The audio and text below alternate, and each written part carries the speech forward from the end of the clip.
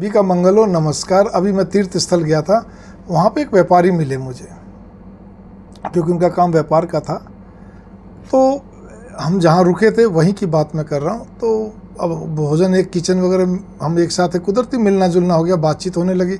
तो उन्होंने मुझे एक बात कही, अपना उनको जो मालूम पड़ा मैं काउंसलर हूँ, थोड़ा ज्योतिष भी कर लेता हूँ, तो वो बेचारे बोलने लगे मुझे क्या करें, मेरे घर में तो ऐसी स्थिति, घर जाने का मन नहीं करता। बोले वो गुजरात के व्यापारी थे, बोले जी सब तरह से हमारे यहाँ मौज है, कोई दिक्कत नहीं, ठाकुर जी की श्रीनाथ जी की सब कृपा है।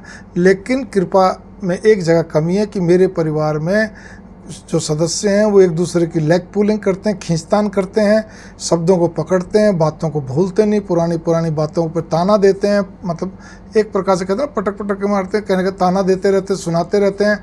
और मतलब एक अजीब स्थिति है। और फिर क्या कहते हैं, यही चाहते हैं कि हम जो सोच रहे हैं वो सही है, हम जो बोल रहे हैं सही है, हमारे हिसाब से चलें। हम अगर जितना हंसते हैं उतना आप भी हंसें, मतलब सब एक दूसरे के लिए। हम जितना क्या कहते हैं बोलते हैं उतना ही नपातुला शब्दों को आप भी बोलें। मतलब अनचाहा पाबंदी, अनकहा बंधन बन गया। सीधी सी बात यह है। कुल मिलाकर एक ही निष्कर्ष निकला कि बेचारे दुखी तो थे, लेकिन हाँ ये बात भी बड़ी आश्चर्य की है कि सब तरह से काम अच्छा, पढ़े लिखे लोग, सारी चीज़ें, बच्चे पढ़े लिखे थे, सब शादीशुदा थे।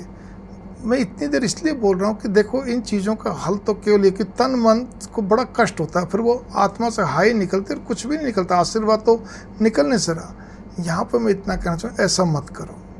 जो लोग ऐसा करते हैं उनको सबको मालूम है ये इससे लाभ नहीं होता, हानि होती है हर तरह से। आप चाहे कार्य क्षेत्र हो, आपका पारिवारिक क्षेत्र हो, आपका क्या कहते हैं फैमिली लाइफ हो, आपकी क्या कहते हैं मैरिज लाइफ हो, आपकी कोई भी सोशल लाइफ हो, कैसी भी हो, हर जगह पे लोग आपसे बचते हैं या आपसे कटते हैं, यूँ कहिए, ठीक है ना। वो आपका सामने जल्दी टपकना, सामना करना ही नहीं चाहते हैं।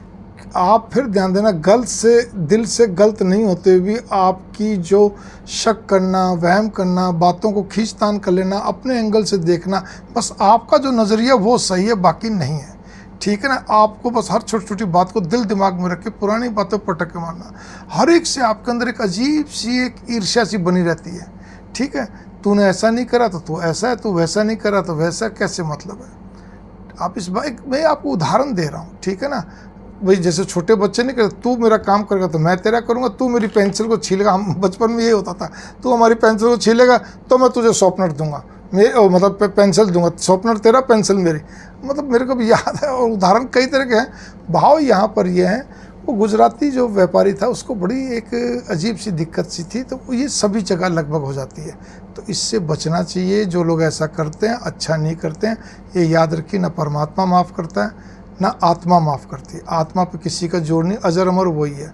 हम जीवात्मा, हम लोग तो क्या कहते हैं शरीर में प्रवेश करते रहते हैं, ठीक है ना। इधर से उधर कोई ना कोई शरीर हमें चाहिए होता है, शरीर छोड़ने का। आत्मा तो एक प्रकाश की तरह अजर अमर है, ना तो वो लिप्त होती ना कुछ और करती। मंगल कामना, नमस्कार। ये चीज़ें एक अच्छी सोशल सोसाइटी क्या, अच्छी सोसाइटी क्या, अच्छे तरह से क्या शोभा नहीं देती। मैं तो इतना ही कहूँगा। और जो लोग इसको सुनकर बढ़ावा देते हैं, उसकी हाँ में हाँ करते हैं, तो वो भी वैसे ही स्वभाव के होते हैं। ये भी नोट कर लीजिए।